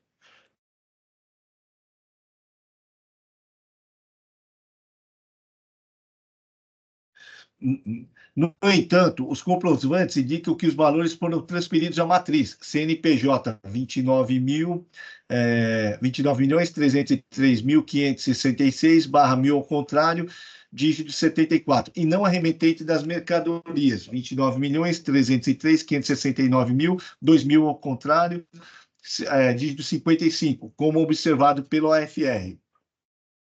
Vejamos, por oportuno, ressalto que a autuada, conseguindo as folhas 1024, a conclusão de que as mercadorias não saíram do local indicado nas notas fiscais, pois, segundo ela, as mercadorias saíram do depósito da matriz. Vejamos, diz a contribuinte no recurso.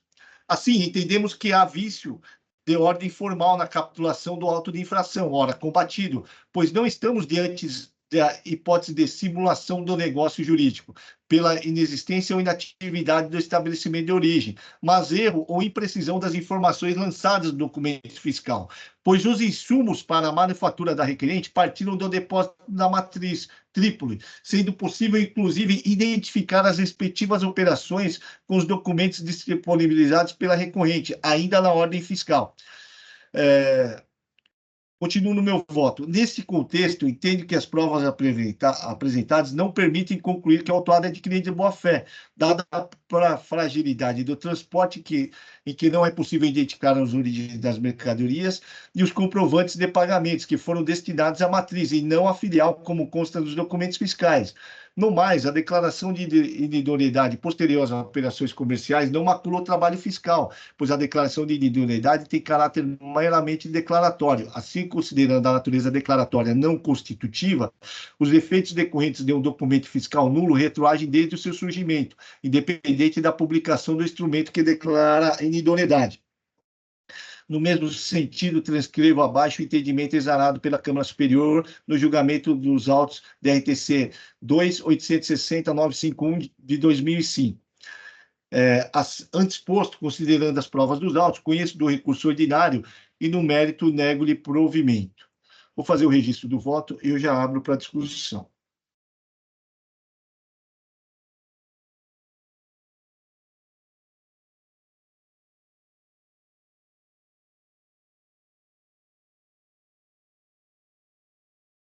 O que acontece? Nesse caso aqui, é um clássico inidôneo, tá? Houve simulação de existência de estabelecimento, o fisco compareceu à localidade e ele constatou que, pela inexistência de estoque e maquinário para industrializar as mercadorias, tá? Outro ponto que chama a atenção é que os pagamentos não eram feitos para remetente das mercadorias, e sim para a matriz, né? E no recurso, a própria contribuinte fala que as mercadorias saíram da matriz e não do estabelecimento. Ou seja, nesse caso, não tem como validar o crédito lançado nos livros fiscais. Por quê? Porque as mercadorias não têm origem do remetente as notas fiscais não têm origem do remetente das mercadorias, né? Se as mercadorias saíram da matriz, então a matriz é que deveria ter emitido as notas fiscais e não a filial, tá? Razão pela qual eu mantive a acusação na integralidade. Alguém tem alguma dúvida? Não, senhor presidente, apenas para reforçar que também me causou, assim, espécie a questão do transporte, né, da comprovação. Então, não tem muito para onde fugir aí, né, nesse caso. Tá, joia, então. Obrigado. Vou encerrar os debates. Verificando o quórum. Em votação. Não, está verificando o quórum.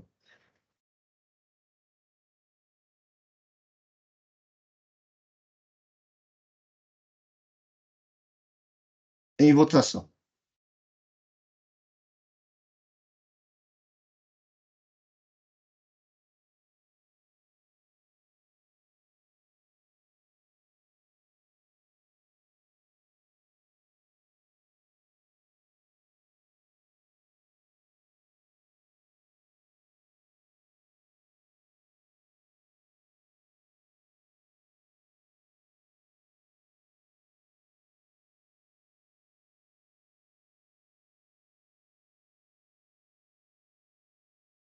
Encerrada a votação do AIM 443.6.356, Verdeco Indústria e Comércio e Importação de Artefatos para Jardim Irene, recurso ordinário conhecido e não provido nos termos do voto do relator, decisão unânime. Com o julgamento desse processo, eu encerro a sessão de julgamento. Agradeço a presença de todos. Tenham todos um ótimo dia, um excelente final de semana. Peço apenas que aguardem o encerramento da transmissão e da gravação. Agradecimento também especial ao doutor Luiz Eduardo, que compareceu aqui para substituir a doutora Luciana. Fica aqui meus agradecimentos. Então, eu peço a todos que apenas que aguardem o encerramento. Tenham todos um ótimo dia e um excelente final de semana.